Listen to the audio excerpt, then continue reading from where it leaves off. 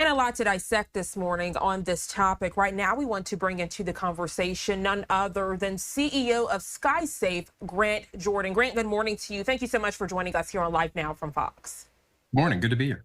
So, as I just mentioned, a lot to dissect. Let's go back in time. I'd love to get your first reaction as we were seeing across social media all of these posts, people coming up with their own thoughts as to what are these mysterious drone sightings. What were your thoughts when you first heard the news?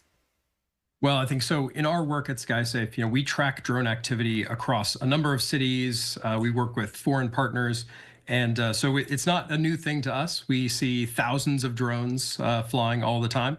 But I do always worry that that the public may get concerned over something and start seeing things that aren't necessarily drones. We've definitely seen a lot of that in this case. But the real key here is we need the tools for law enforcement, for government agencies to be able to monitor the airspace, to be able to know that before an actual incident occurs. And I think that's one of the things that's underscored here is, once the incident has already happened, it's too late to then start rolling out technologies. By then, you've got so many different reports of things that maybe aren't drones, and it's very easy for that to become kind of mass hysteria if we don't actually have the infrastructure out there already. Yeah, Grant, you raise a great point because so many people, including lawmakers, are demanding answers from federal partners as to what are these drones, where did they come from, how are they allowed to be in the airspace during this time. And because, depending on who you ask, because we don't have that much information, people are coming to their own conclusions, even to the point where you hear people, just everyday civilians, saying maybe we should shoot these down to figure out what it is. With your professional expertise, why should you not do that? And why should we leave it to the experts like yourself? Well, first off, obviously, interfering with an aircraft in the air is a federal crime. So I would encourage anyone to not be doing that. But more importantly, what we do need is, we need people to be aware. We need people to understand. And at SkySafe, our focus is really about enabling the use of the airspace. Having drones be able to share the space with traditional aviation in a safe manner. And the way we need to do that is we need to be able to, have the proper authorities, have the proper approvals. As you mentioned, it's not legal for most people to be flying a drone at night. Nighttime operations are their own thing.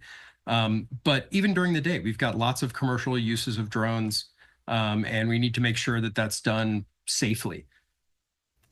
Grant, you posed a great point about sharing the airspace. I can tell you in the media, my former news markets, some of the photographers have had drones that they'll use to get aerial footage of crime scenes and things like that. But this is significantly different. When you hear about a drone sharing airspace of airplanes, many of the viewers were like, okay, so as I'm heading home during the holidays and I roll up the window, will I look out and just see a drone coasting along next to the airplane? Is that a possibility? Is that safe? Will that be the new reality? Well, it is a possibility in that, we do have some people who go out and do, not necessarily directly malicious or nefarious things with drones, but things that are maybe just careless in the airspace. That does happen. And, the FAA has been doing a good job over the last couple of years to try to build out the rules needed. And, regulators have been putting out the regulations to be able to manage the airspace. But the thing that we haven't yet built up is this infrastructure, is the sensing and airspace awareness capabilities to be able to actually have an awareness of what's happening. In traditional aviation, we already have that. We have air traffic control, we have networks of surveillance radars and things like that. You can pull up something like FlightAware or any of the ADS-B exchange kind of things and see all of the planes that are in the air.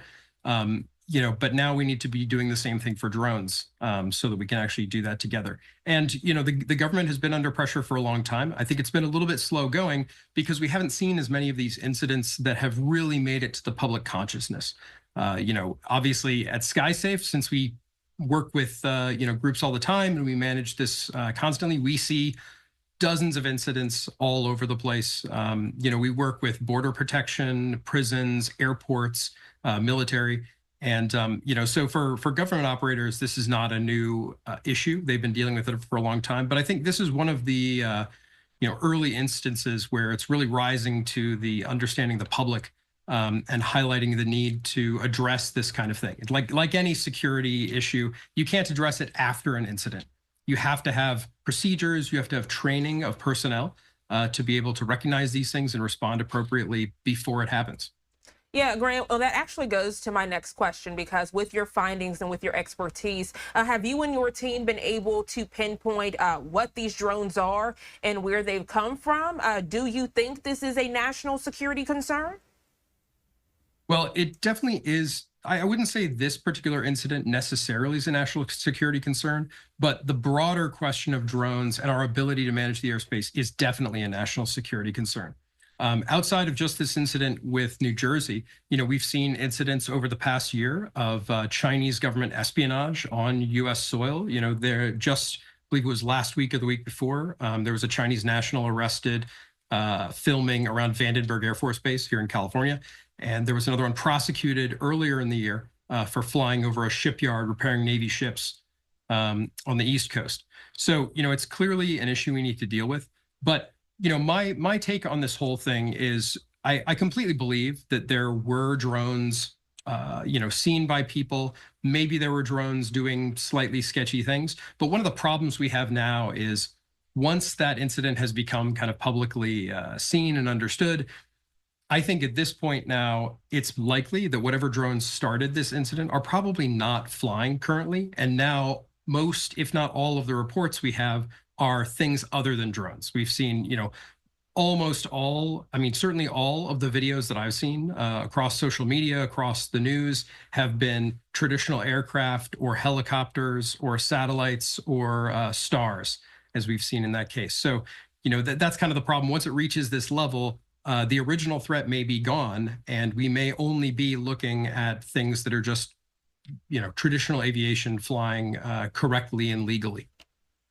Grant, so many things you are posing this morning that's just really piquing my interest as well as the viewers. So thank you so much for coming on the show. One thing that you mentioned, I'd love to dive a little deeper if you have the time. When we discuss these drones and, the airspace, obviously they can go higher in the airspace, but also come lower. There are concerns from the viewers this morning about maybe invasion of privacy. At what point will drones be stopping in front of someone's bedroom window? You hear about peeping Toms and maybe someone looking through someone's window with binoculars. Is that a concern for this? Because we don't really know the purpose of these drones. We don't know what information they are trying to gather. Yeah, privacy is always a concern. And the one thing that I can at least reassure the public of is, a drone is just a tool. And we already have the laws on the books around privacy, around peeping Toms, around, general kind of nuisance stuff. So if someone is actually using a drone for those kinds of malicious purposes, there are already the laws on the books. Local police and state police can already prosecute someone based on that, whether they're using a drone or, as you said, just binoculars. So the key here is just being able to recognize what's going on and, involve state and local law enforcement.